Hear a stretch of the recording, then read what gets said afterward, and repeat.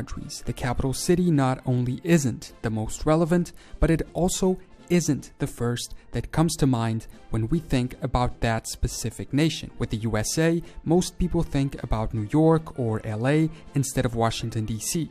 With Brazil, Rio de Janeiro or São Paulo instead of Brasilia. Curiously, both cases of federal states with a capital district, so more than one city can claim their role as the main city of the country. However, there's a few cases where more than one city can also claim to be the country's capital, usually because governmental institutions are separated, but also for some other reasons. The most odd being the historical examples I'll mention in the end, like British India having a summer and winter capital, Simla and Calcutta/Delhi respectively. Worldwide, there are 17 countries which have 2 capital cities instead of 1, and one that actually has 3. In some cases, one city is the capital for some purposes and one or more for others, without any being considered an official single capital. There are also cases where there is a single legally defined capital, but one or more other cities operate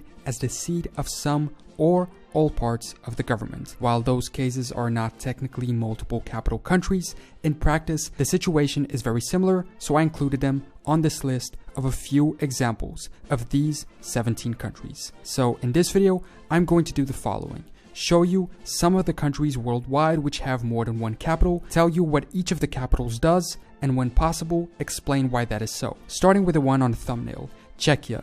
Apparently, according to Wikipedia and some other sources, the Czech Republic has 2 different capitals. Prague, the most well-known, and the city we usually associate with the country, being the official capital, used for the seat of the national, administrative, and legislative bodies, and Brno, which is the seat of the national judiciary bodies, meaning the Supreme Court, at least which is located in this Moravian city. Brno is also Czechia's second largest city behind Prague. It's interesting because the relationship between these 2 cities dates back a long time, and maybe that's the reason why this situation takes place today. In the mid-11th century, Moravia was divided into 3 separate territories. Each had its own ruler, but subordinated to the Bohemian ruler in Prague. These seats of these rulers, and thus the capitals of these territories, were the castles and towns of Brno, Olomouc, and Znojmo. After this, the Margraviate of Moravia was formed, although still under the rule of the Bohemian crown, but uniting the 3 regions, and the capital city of it was set in Brno. So we can understand that this city has an important role in the history of the territory, and since the old region of Moravia is now a part of Czechia, being fully united to it, it makes sense that the heirs of Bohemia would want to grant due importance to the capital of Moravia's heirs. How bad was my pronunciation of Brno, by the way? Also in Europe, the Netherlands. Amsterdam is the official capital under the Dutch constitution. However, it is in The Hague that the seat of government exists. The Netherlands' main governing bodies, including the States General, Executive Branch, and Supreme Court, have been located in this city for centuries. I looked this up and found some somewhat angry Dutch people pointing out they do not have 2 capitals, but I guess this depends on how you define a capital, and for the purpose of this video, I'm using the definition of cities, which are officially determined to be capitals, plus those where important seats of government exist. In the case of the Netherlands, it seems that the origin of this capital confusion goes back to the Middle Ages. Back then, The Hague was the seat of government for the Counts of Holland. Amsterdam, on the other hand, was a center of trade, commerce, finance, and culture. As the Netherlands united into a single country, The Hague remained the government location, but Amsterdam was always viewed as its key and most important city, and that somewhat remains until today. The Hague is the government center, and Amsterdam is the economic and cultural one, as well as the official capital. Further south, Montenegro. Montenegro has Podgorica as their official capital. However, it is a little to the west in Cetinje that another important institution is located, the seat of the president. Apparently, this is because throughout Montenegro's history, Cetinje had been the official capital. It was always, or at least for most of the time, the main city of the region in this small Balkan nation. In a piece about the topic, it says, grand mansions and museums testify to Cetinya's years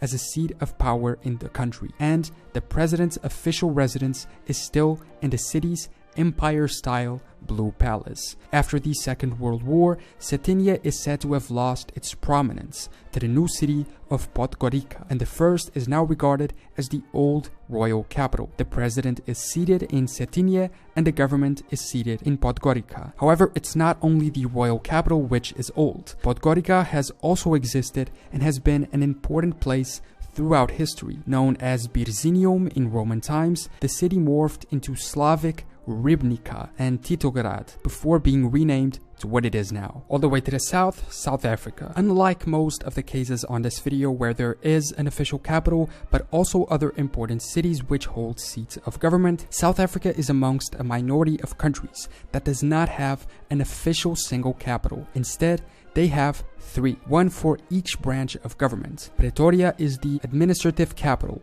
Cape Town, legislative, and Bloemfontein is the judicial capital. In Pretoria, which by the way might apparently change back to its original name of Tshwane, we can find the executive branches of government. In Cape Town is the parliament, and in Bloemfontein is the home of the Supreme Court. A fun fact is that this city was the birthplace of amazing author J.R.R. Tolkien. So why do they have three capital cities? It has to do with their transition from a British colony to an independent nation, while Canada or Australia remained federations, and so each previous colonial province kept some autonomy. South Africa, which consisted of 4 British colonies, Cape Province, Natal, the Orange River Colony, and Transvaal, became a single unitary state. And so, as compensation for this loss of autonomy, they decided to divide the central government between them. But this whole situation might change soon. In 2016, their president called on Parliament to consider consolidating the capitals, saying it's not practical to keep capitals in both Cape Town and Pretoria as they are located on opposite ends of the country, and maintaining both of them gives them an unnecessary expense. Within South Africa, Eswatini. This is an interesting case. It has 2 capitals, simply because one is for the government and the other for the king. Mbane is where the government operates, but the king holds his office in Lobamba, the royal capital. Then up north, Western Sahara. This one has to do with the fact that the self-proclaimed independent country of the region, the Sahrawi Republic, claims one city as their capital, Lyon. But since they don't have control of it, Morocco does, they have to effectively host their capital in another city, Tifariti. Moving to South America, Chile. Santiago and Valparaiso are the 2 capitals of Chile. Santiago is the one we usually see as the actual capital, being the seat of the national government and judicial bodies. But Valparaiso is also important, serving as the HQ for the national parliament, and it's interesting because the 2 cities are only 115 kilometers apart. However, they're really different, much like all of Chile's landscape. Santiago has as its background snowy mountains, while Valparaiso is closer to the shore and can see a sunset over the sands of the Pacific Ocean. We should attribute the title of capital to Santiago. It is the official capital since very early on. In 1810, it was there that the process of establishing the independence of Chile began, and the city immediately became the capital of the new nation. However, in modern times, a great number of government institutions moved to Valparaiso, like the National Customs Office, the National Fish Ministry, the Ministry of Culture, and the Barracks General of the Chilean Navy. The reason for the move apparently had to do with an attempt at decentralization. Next to it is Bolivia. When we think of Bolivia, we usually associate La Paz with being its capital, being the seat of the national executive, legislative, and electoral bodies. However, the official constitutional capital is Sucre, where the national judiciary is located. This is also because of its early history. In the early days of colonial rule, silver from the mines surrounding Sucre turned the mountain city into the most important place in the region, now known as Bolivia. At the time, it was called La Plata by the Spanish, and it was from it that they controlled a great deal of their South American territory. A while later, tin industry helped make La Paz a rival for economic and political power. It also has an impressive setting, being located around the snowy peaks of the Andes Mountains. It's also a location of incredible historical worth. The area had been the site of an Inca city located on a major trading route where the Spanish arrived in 1535. In 1898, the city became the de facto seat of government, gaining more and more importance as the silver mines of Sucre became depleted and the tin industry of La Paz was growing. Oddly enough, neither of these two are the biggest city, a title that is held by Santa Cruz de la Sierra in Central America / the Caribbean, Honduras. This is a pretty straightforward situation, but it's still one where two cities are technically both the capital. Tegucigalpa had been the capital of Honduras since 1880. However, around 1936, the Honduran constitution was changed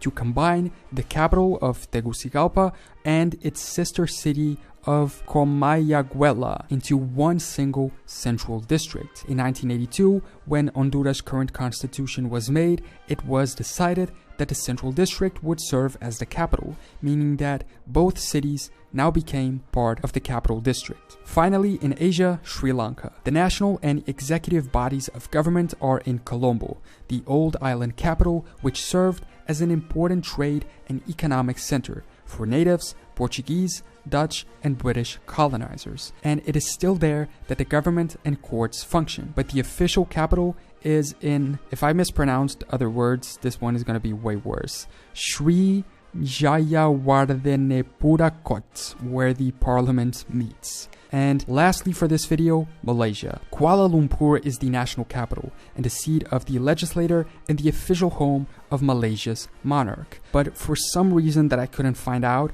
in 1995, the government started building another city for other parts of their offices in Putrajaya, which today serves as the home of the administrative center and the seat of the national judiciary. Essentially, the old capital is where the parliament and king live and work, and the new capital is where the government and justice system functions. There are also, like I mentioned, cases of countries which in recent history had two capitals at some point but don't anymore, like Serbia, which from 2003 to 2006 had Belgrade as the government and legislative capital, but Podgorica as the judicial one. We saw the example of Montenegro, so we know why that ended. I feel like a lot of these cases where parts of government are separated into different cities are kind of arguable as to whether or not they are cases of more than one capital city, especially because they seem somewhat arbitrary. There are countries where certain government institutions are spread across various cities, and those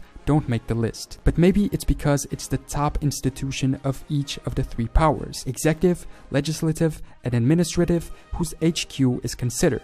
So you would have to have the Supreme Court, the seat of government, and the national parliament in separate cities for us to consider more than one capital. Norway had two capitals for one day in 1940 when Amar joined Oslo, being the seat of parliament for a single day. Laos from 1947 to 1975 had an administrative capital for the government and a royal capital for the king. Or Georgia, which had its official government capital in Tbilisi, while the parliament was seated in Kutaisi from 2012 to 2018, amongst a few other examples throughout time. So those are some of the countries worldwide that have two capital cities, and in the case of South Africa, 3, allowing us to understand where this odd occurrence happens, the fact that apparently it's not that odd, and why it is the case in these specific nations.